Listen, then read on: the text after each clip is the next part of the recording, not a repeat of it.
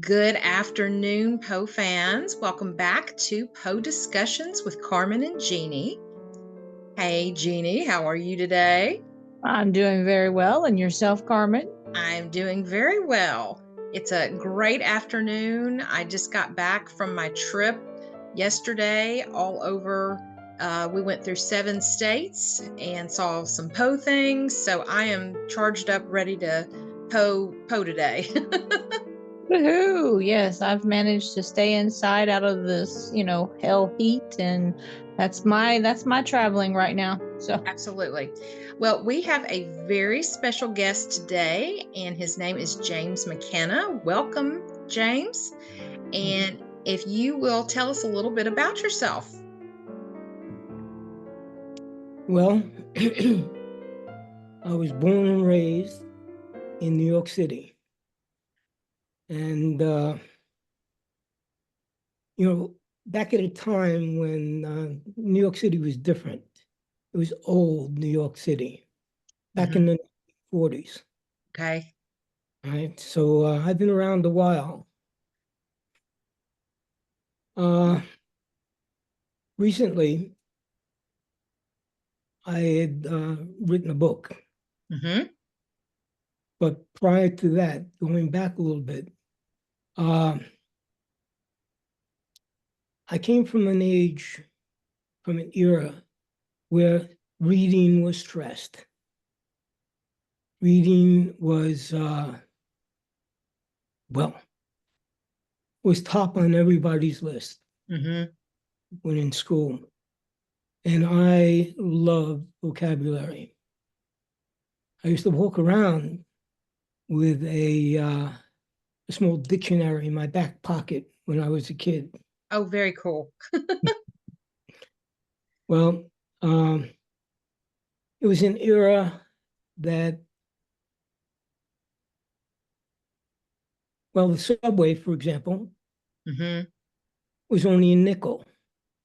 Telephone calls. You go to a telephone booth, and to make a telephone call, it was a nickel.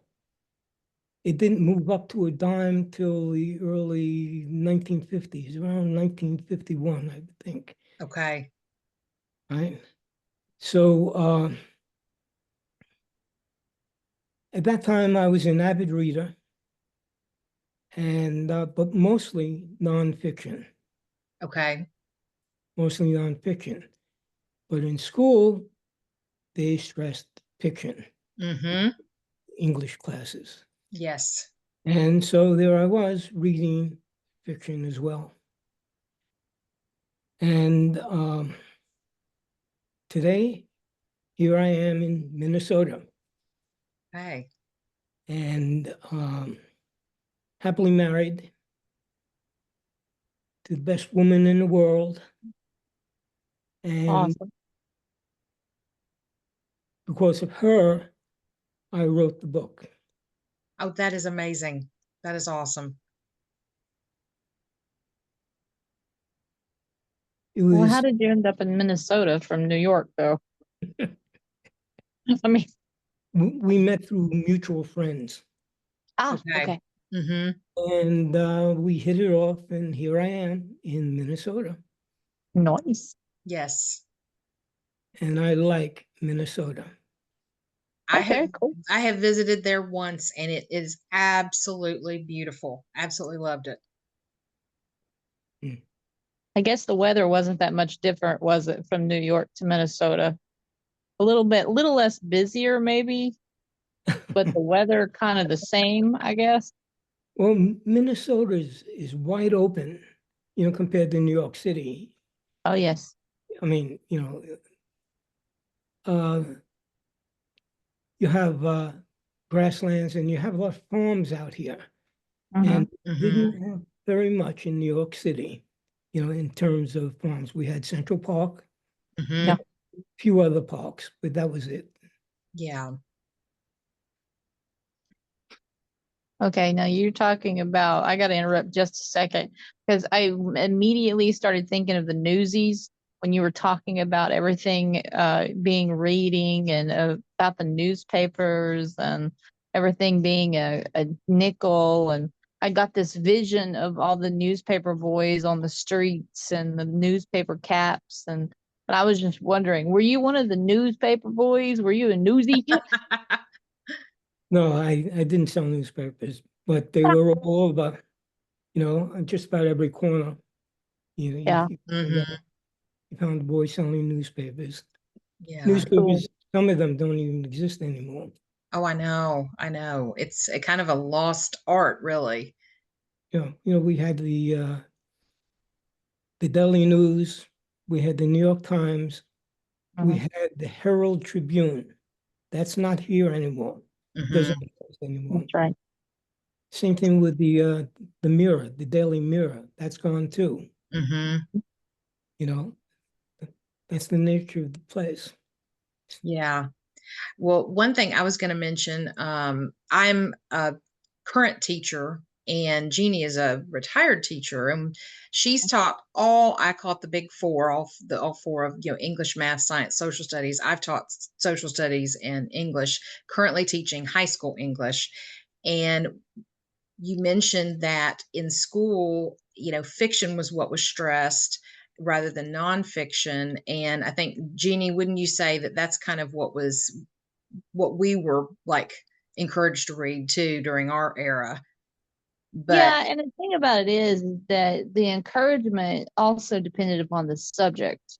true. The subject matter. In the English world, it was always pushed with the fiction because you had the philosophical studies of the Brave New World.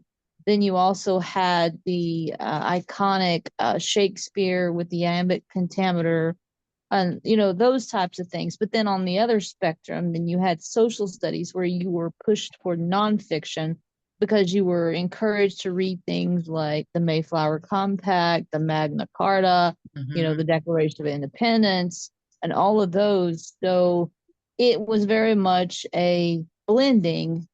And sometimes I think they encouraged the English to do the fiction to try to get away from the fiction. Yeah, I would agree. And then now, for probably the past, I'd say 10 to 15 years, it's been more of a balance of fiction and nonfiction, to make sure that, because so many kids do not read traditionally like we did growing up. And so they want kids to have both of those things. So it has changed vastly over the years, the way it's taught. And just like James was saying how vocabulary is a very big thing and carrying around the dictionary.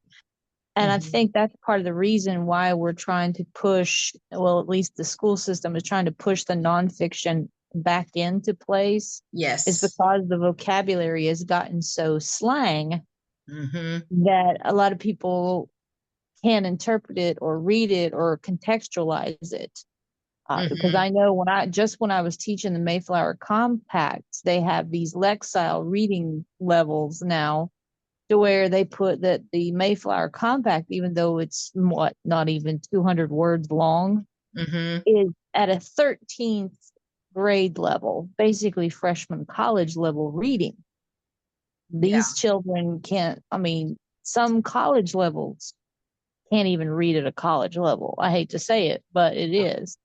And that's the one thing about it I would like to say, James, your book, it very much is a push on the vocabulary. I can see the influence of Poe in your writing in that book, especially with the vocabulary. And I was very excited about it because I said, there's words that I have not seen on a book in a long time, and I'm loving it. In modern books, absolutely. Yes, in modern times. So that's one thing I was very excited for with your book when I was reading it. Is it definitely reaches that level of the early 1800s when people put so much influence on the actual verbiage of what they were writing. So I felt like Poe was like standing right behind you, like right on your shoulder, as you were writing, because that influence came through beautifully in your writing. Really enjoyed it.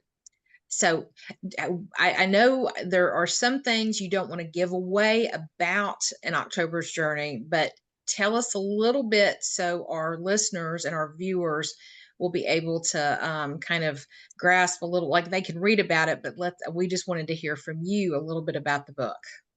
A little summary. Yeah. Well, it's the professionals call it literary fiction, Mm-hmm. right? Versus genre fiction. Mm-hmm. Genre fiction, they care about the storyline more than they care about how it's written. Mm-hmm. So they say that genre fiction sells a lot of books. Mm-hmm. But literary fiction these days, they earn the awards and sell less books because of how it's written, the vocabulary used. Mm-hmm. And so writing literary fiction, you not only have to take care of the storyline, make sure that the storyline is coherent, Mm-hmm. but you have to, well, paint. Yeah. Like an artist paints with oils and watercolors. An author has to paint with words. Mm-hmm. And so the storyline, I wrote the story in first person, first of all, because I wanted the reader and my main character to connect. Mm-hmm. But every time my main character had a thought, it would be like my main character was telling the reader, this is what I'm thinking. So you get to know me, Mm-hmm. right? So when the action starts later on, you'll know where I'm coming from. Mm-hmm. So in literary fiction, especially if you're writing 19th century, uh, I should tell you this before I give you some of the storyline. Okay. My wife had a book, not written, she hands me a book. She says, take a look at this. And I Mm-hmm. started to read the first few pages. And it was a book that was written about, well, the storyline took place in the 19th century. Mm-hmm. As I was reading, there was something wrong with how it was written. It was written as if the author was a 21st century author writing about something that took place in the 19th century. And once I got past the fourth page, I had to stop. Mm-hmm. I had to stop because to me it seemed like it was written for an elementary school reader. It Okay. wasn't written for a mature reader. And it was non sequitur. It didn't fit. Mm-hmm. So I mentioned that to my wife, and she says, "Well, how about you writing a book then?" And I said, "Wait a minute. I'm just I'm just talking about how I can't get into the book written by this other person. And the other person's famous. Mm-hmm. In fact, movies were made from, I won't mention the name, Oh, and that's fine. That's totally okay. movies made from several of the person's books. Mm-hmm. And she kept goading me because, in a good way. Yeah. So I said, all right, look, I'll tell you what I'll do. I'll write you an example of what I mean about a 19th century novel Mm-hmm. and how I think it should be written. So we agreed. I said, but one more thing, and this is important. We have to buy a new computer.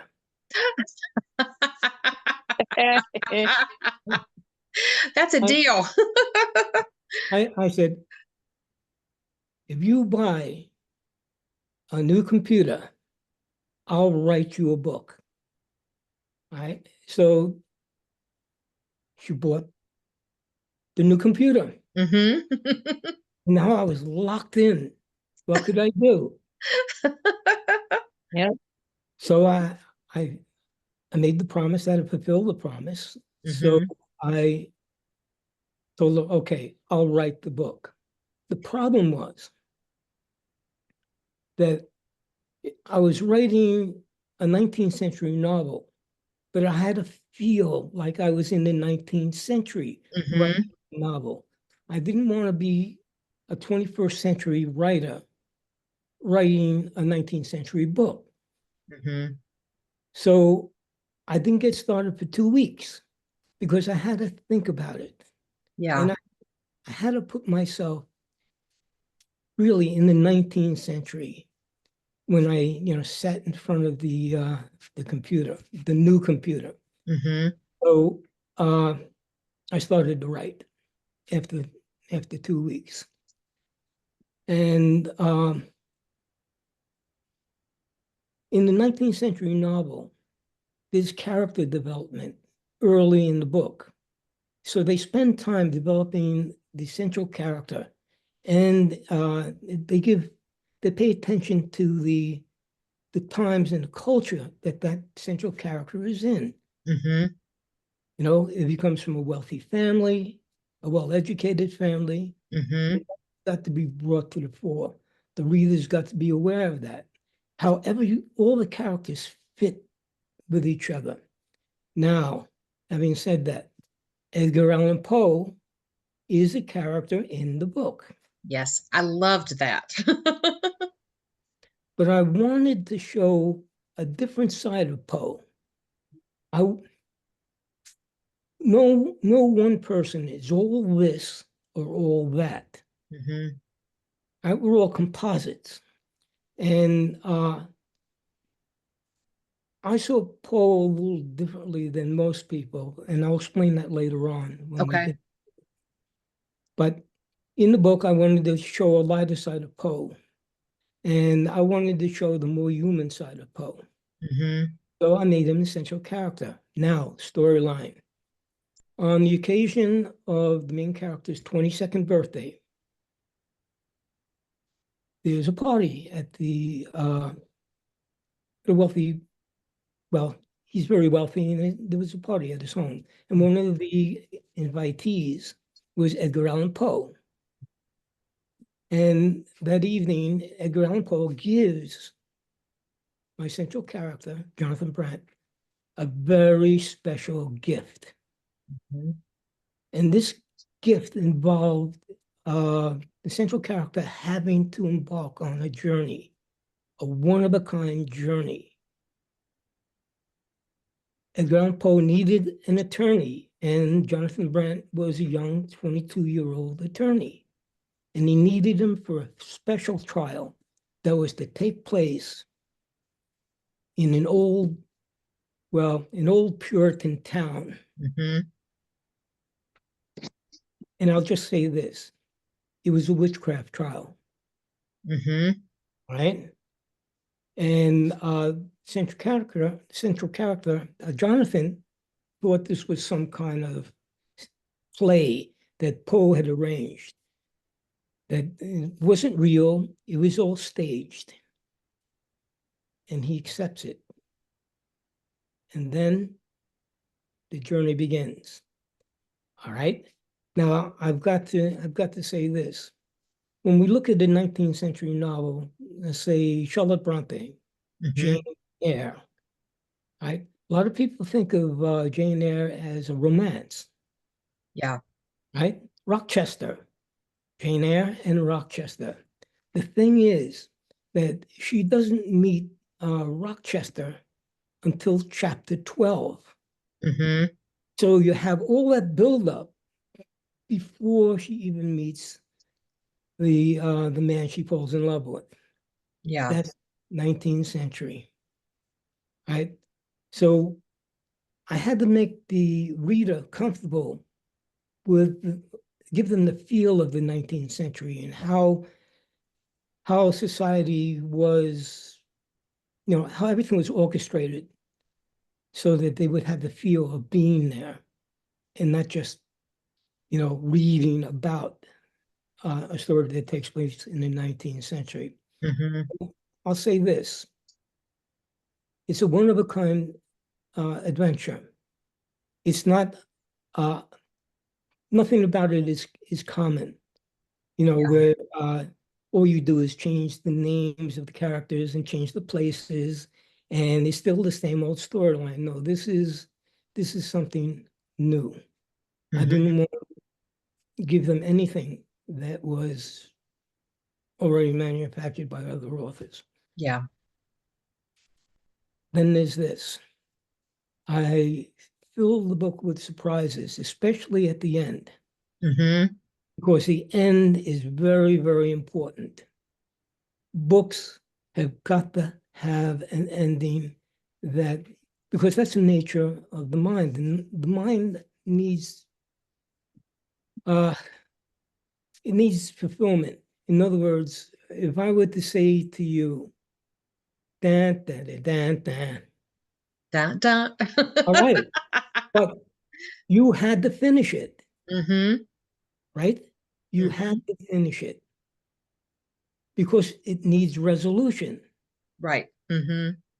So anybody who's thinking about a movie, or somebody brings up a movie and starts talking about the actors and actresses in the movie, and you can't remember the name of a particular actor, it will drive you crazy. Yes. Right?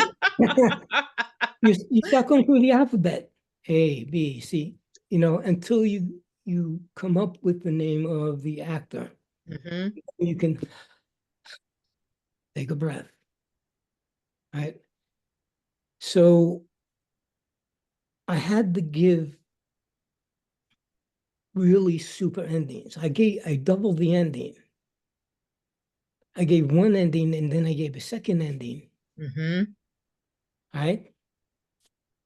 So it's the kind of book that I would want to read. Yes. So that's the storyline, but I could tell you some other things that might be interesting. Yeah, and I don't want to give too many spoilers away, because I will say this: as I read the book, I'm a pretty quick reader. However, I waited to start reading it during my summer break, and so I read a little bit every morning while I drank coffee, kind of waking up. And I couldn't wait. I would say, like, I couldn't wait to get back on my journey with Jonathan. And I would tell my husband, I'm like, oh, I just can't wait to see what happens next. And I had to like stop myself a lot of times from keeping reading because I wanted to make it last longer. And because I enjoyed it so much. Thank you. You're I welcome. enjoyed the historical parts of it. I mean, like you keep talking about how it's very difficult when you have a 21st century writer writing about something that happened in the 19th century. And I always have that problem when I'm trying to find an author that I like to read, especially when they're talking about a certain point of history. And a part of that, I think, has to deal with me being a history teacher and all that kind of stuff. But I really like it because it gives you the culture. Very rarely in a book can you find the culture of that time frame to build the story with. And that's a lot of problems I see with some writers who are trying to write in that genre. Like you said, there's genre fiction and then there's literary fiction. So putting the two together is very difficult. And it's one thing I enjoyed most about your work is because I was living that time period.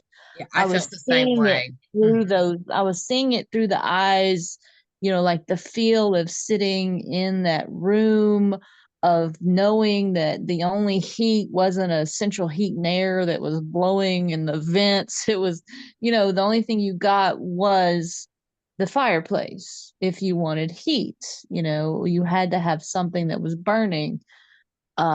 And I don't think a lot of people, and I haven't seen it in your writing about, and most people don't write this, but the dimensions of the way houses were built had a lot to do with a lot of things in those time periods. That most of the houses, they were built with low ceilings because of the heating factor. So it's not like today when you're reading something that somebody's writing and they're writing it with these high ceilings and you're like, then the fireplace would have to be about a third of the way up the wall in order for you to get a little bit of heat. So, but the one thing I do like is you made Edgar a character and you even gave him the typical nickname of a friend. And I'm not going to give away anything other than that. So it made that he was a friend character. He was a personality. And so that leads me to ask, why did you even want to include or, make Edgar part of this story? What made you say, hey, I think I'm just going to write something that Edgar Allan Poe-ish. Well, I enjoy 19th century writing, reading 19th century work. And I saw Edgar Allan Poe differently than most people. I saw a person who found it hard to fit into society. Yeah. There was Edgar Allan Poe, the genius, and then there was Edgar Allan Poe, the man. Yeah. And in my view, Edgar Allan Poe had trouble fitting in any portion of society. Yes. So whether he was at the military academy, whether he just couldn't fit in. It's not that he didn't want to. Yeah. He just couldn't do it. And there are people in the world then and in the world now, good people. Yes. That just find it hard to fit in. And so I wanted to give the reader another side of Poe, a more human side, where he's feeling, right? Where sometimes he's even a little anxious about what he's asking his friend to do, right? And he feels guilty. So, yes, I had to show him more human and more likable, I would say. Instead of distant and well, eerie and cold. Right. Right. He was human. And there was this. The only time that I know that Poe actually fit in with anyone was Clemens. Yeah. Right? Virginia, and her mother. Yeah. He felt at home. He felt comfortable. Everyone needs an anchor in life. Someone to keep them from flying away. Yeah. So, mentally, spiritually. And he found that anchor with Virginia Clem. Yes. But I think she passed on in 1847. That's when he lost it. His anchor was gone. The only thing that anchored him. And I know this is a hard way to put it, but he was doomed after that. Yeah. And he started slipping away.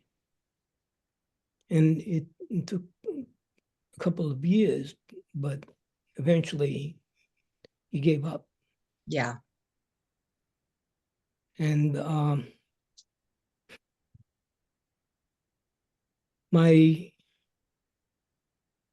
feeling is that the reader deserves to see another side of Poe. Poe that maybe they could identify with. Yes. And because Poe in the story also, although he's not the central character, he evolves also. Yes. I made sure that he evolved. And well, I can give the ending away, can I? Well, I mean, No. it's totally up to you, but yeah, if you want to save that way people out there, that are going to watch and listen will, have that anticipation of, ooh, what are they talking about? There's this. When I wrote the book, I didn't write it to have it published. Okay. I wrote it for my wife, Mm-hmm. right? Just to say, hey, here's a book, like Yeah. I promised. My wife read it and she says, we have to have it published. And I said, no. Oh, wow. I said, no, I just wrote it for you, because this is how I think a 19th century book should be written Mm-hmm. in the 21st century. So she said, no, we have to have it published. And I said, publishers don't know me, right? It'll take forever. So Yeah. she said, well, let's self-publish. Yeah. And she talked me into it. I said, okay, we'll self-publish. So that's what we did. We self-published. Mm-hmm. But that wasn't enough.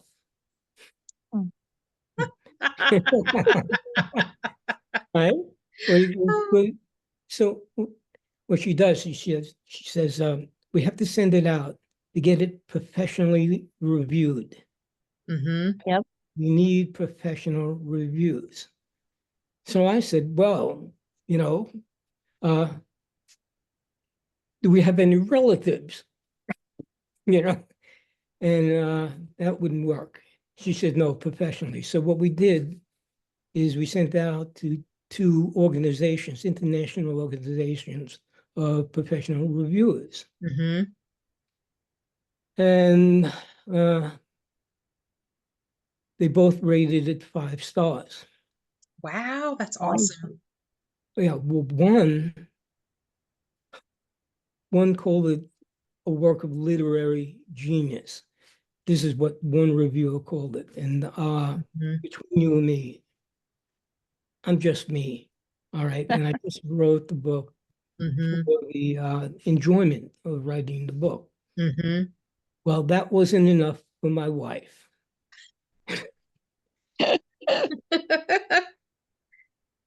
So, right, my wife is sitting over here on the side, right, Yep.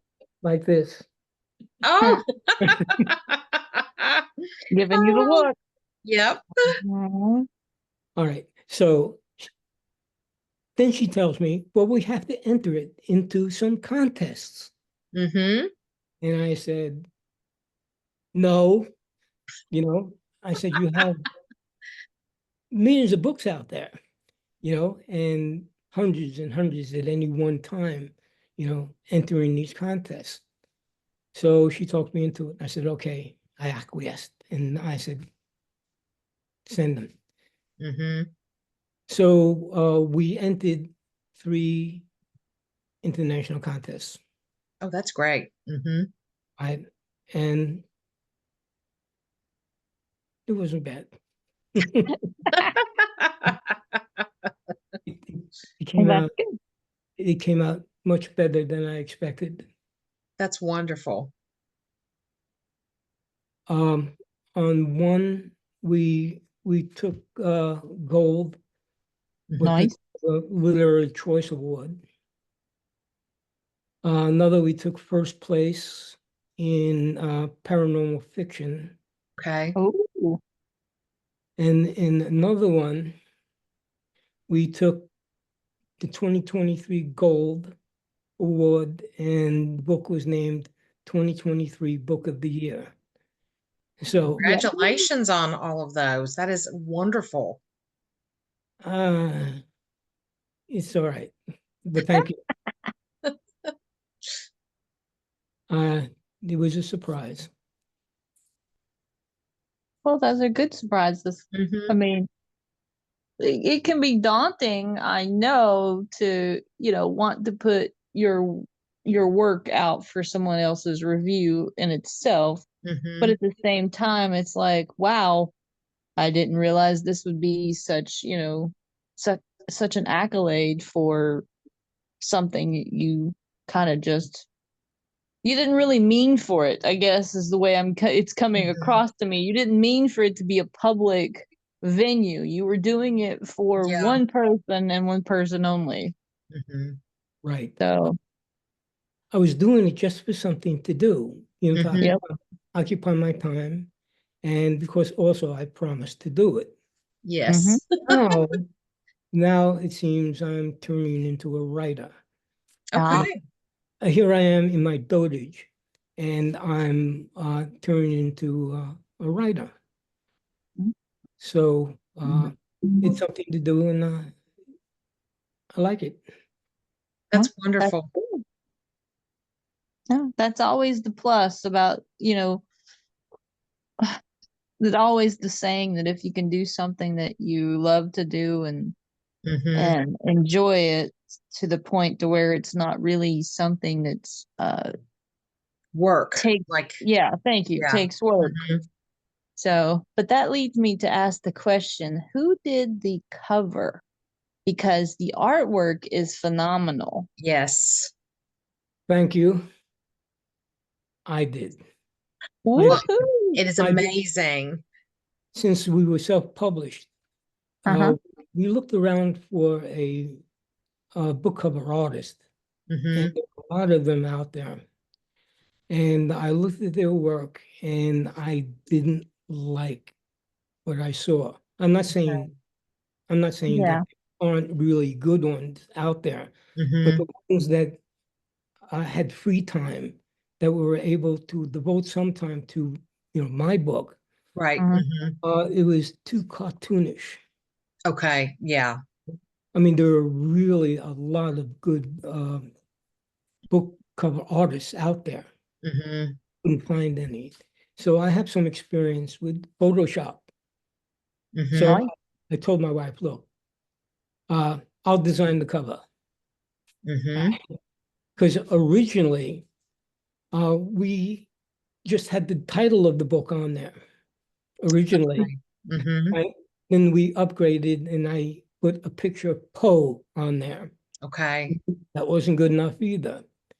And well, finally, I said, look, let me just design the cover, and we'll put it up, and we'll see how that goes.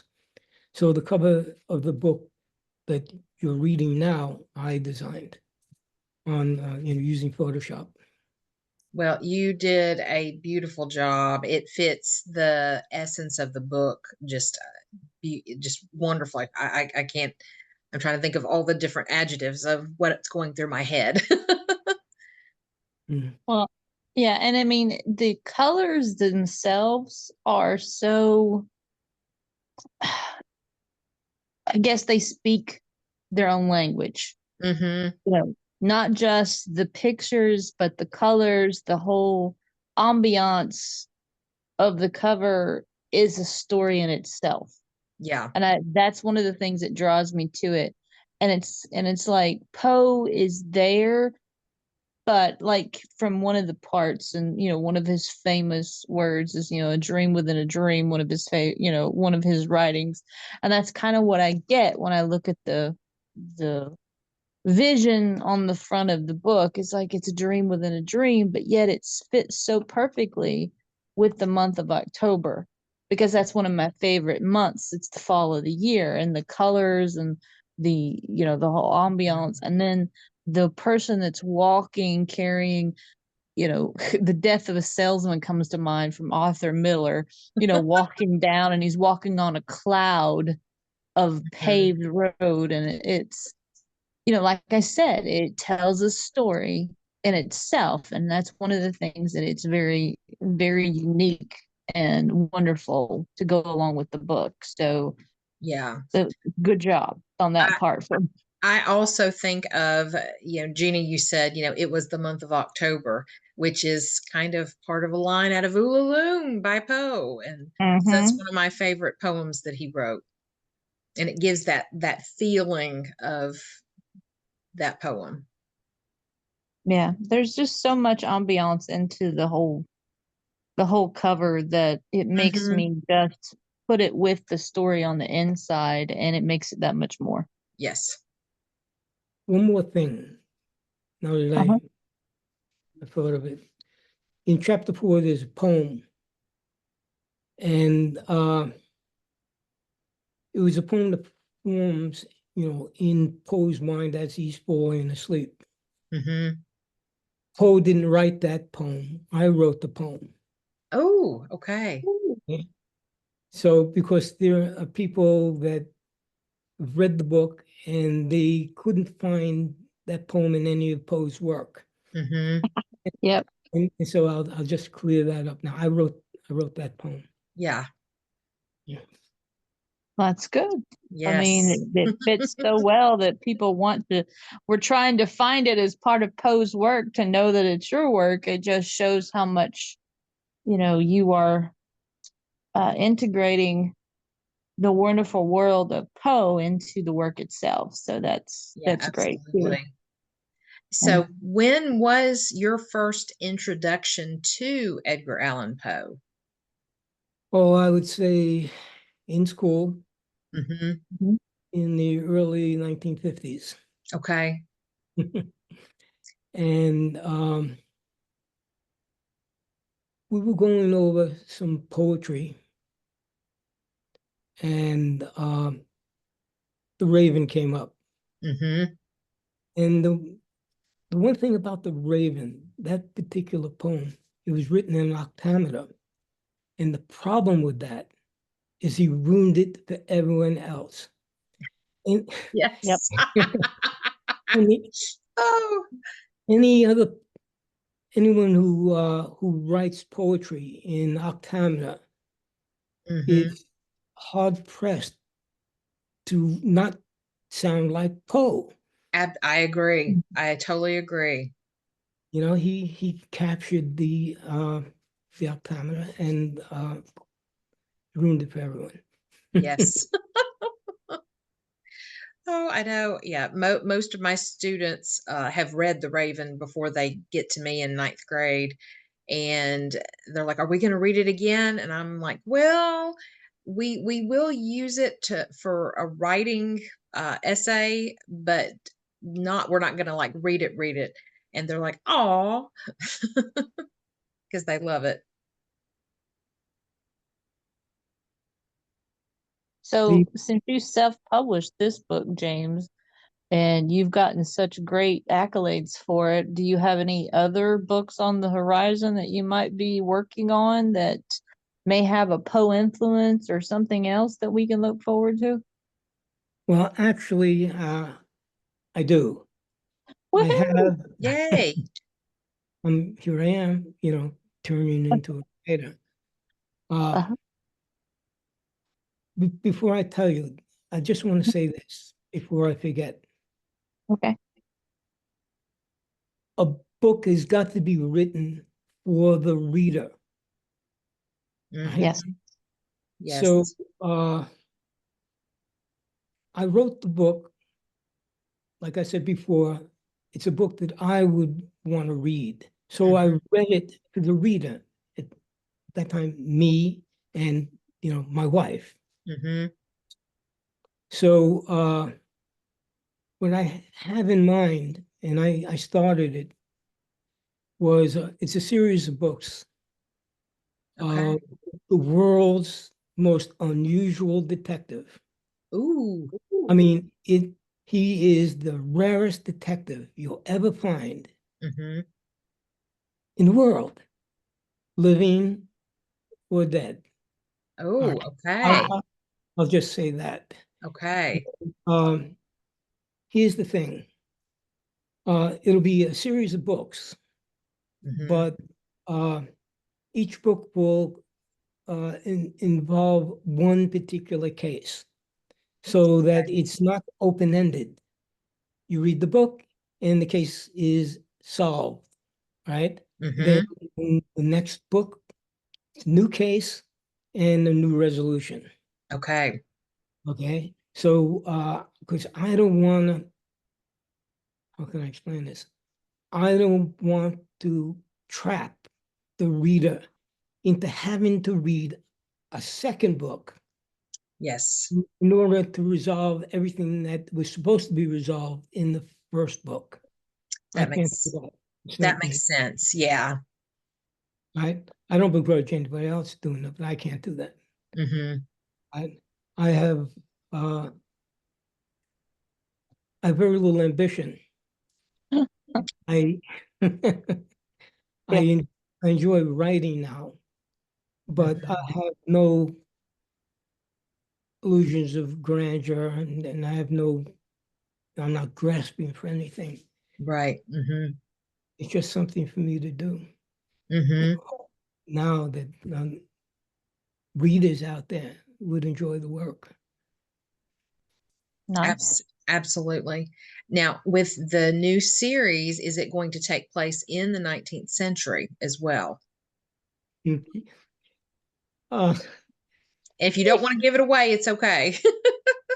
let's put it this way. It'll take place in more than one century. Okay. Nice. Okay? Mhm. It'll take place in more than one century. Okay. And it's, I can see it. You know, when Edgar Poe wrote, when he wrote his stories, he would write the beginning and he would write the end. And then what he would do is connect the beginning with the end. And that was good. But what I do, what I did with the first novel, is I wrote the beginning, I let the book evolve, and I let the ending evolve. Right? Otherwise, I would have had to try and make everything fit that ending. Yeah. It wouldn't have worked. Mhm. You know, because there's got to be a flow, not only to the sentences, but there has to be a flow to the story, and it has to flow from one chapter, flow right into the next chapter. Some of the sentences, some of the paragraphs, for example, are comprised of 2 sentences. Right. Right? And that's 19th century, where you have to flow. There's got to be a cadence, a rhythm to the sentences. And in the novels that I plan on writing, it's going to be like that also. Okay, great. It's going to be 19th century Okay. writing. That progression, that's the one thing I love about the stories, is they progress and they have to develop on their own and you have to let them. And so the audience is progressing with the story, and that makes it just double the fun, in my opinion. Absolutely. And to me, if you do, I think every writer has a different process, and some processes can be with that strict outline of this is exactly what I want to happen. But again, I think that if you do that, you almost box yourself in and it may not feel right. And so I really like the way that you say how you do your writing, because you may have one expectation or anticipation of what may happen, and then something comes in your mind, in your imagination, to say, no, this is the way it really needs to go. Right. Oh, my wife is signaling me, and what she wants me to do is mention this. Okay. Before the novel is worked on, the one that's coming up, I'm putting together a book of poetry. Oh, wonderful. Okay. Now, the poems are poesque. Right? And they're lengthy poems because I like to tell a story when I write a poem. And that I'm working on, and it should be out in maybe just a few weeks. But it's a standalone book of poetry. Oh, that's wonderful. I'll be anxious to see that. Well, I can give you the title. It's Poems for a Dark, Stormy Night. Okay. Love And it. I'll probably self-publish. Okay. I'll create the cover for it. That will be awesome. Can't that wait. Yeah, go ahead, Jeanie. I was just gonna say that's awesome. I can't wait. Thank you. So, do you have a favorite Poe story or poem? All right, but before I tell you, I just have to preface it. Because Poe couldn't fit in anywhere. He was a virtual loner. And I saw him thinking of himself as the living dead. And he was prematurely buried by society. And there he was, trying to fit in everywhere. And I see many of the stories that he's written as him, as the central character. And he was placing himself in, in various scenarios as the central character. If it's the fall of the House of Usher, Roderick. There he is. He hears everything. He knows everything that's going on in the house. Yeah. But at the same time, he addresses catalepsy. When Roderick's sister down below. And in a way, Poe was both those characters. Mask of the Red Death. It was Poe that was trying not to come to terms with his own death. Right? He was all right with everybody else's death, but not his own. And that is very natural for people to feel that way. That's true. Everyone can endure someone else's pain and suffering. All right? Yeah. We can all endure that. But when it comes to our own pain and suffering, that's different. Yes. Right? So when I started to read Poe and see him as the central character, then it gave me a different understanding of Poe. Okay. It made it as if Poe was saying, all right, here is a poem, here is a story, and let me tell you about myself and how I feel at times. Yes. So when I started to read Poe's work that way, it changed. It changed everything. Okay. Right? It became different. It was Poe speaking to me. And me just reading one of Poe's stories. I just wanted to mention that. Yeah. Approach it. Approach Poe. Yeah, absolutely. Sense. And I was going to say, on our Poe Unplugged, which is we call it our Unbook Club. There's a group that reads, like anybody can join in and register and be a part of it, where we read a poem or one of his stories, and then we talk about it. And it's very interesting to see everyone's interpretation and how they see Poe writing, kind of like what you mentioned. Sometimes Poe seems like he is a character in the story. And, sometimes I think he's the unnamed narrator, which he uses, over and over again.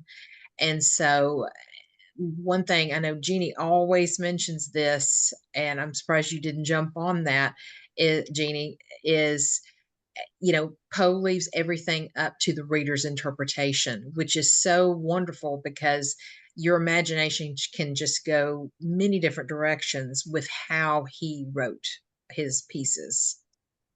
I Yep. agree. I I agree. mean, that's essential Poe, and that's what I've always said. It's essentially Poe is the perfect reader's writer, Yes, that's a great way to say it. Yes. because he writes strictly for the reader and for the reader's emotions, their times of life, whatever. Because one thing I do always say, especially when we're in Poe Unplugged, is that no matter what point of time in your life, everything you read by Poe has a different type of meaning. Yeah. Whether you read him young and you see something different, but then you go through something tragic in your life and you reread something and it has a whole different meaning. Yeah. And that was the genius of Poe. Absolutely. I agree. I agree. So thank you very much for sharing your book with us, James. It was Yes.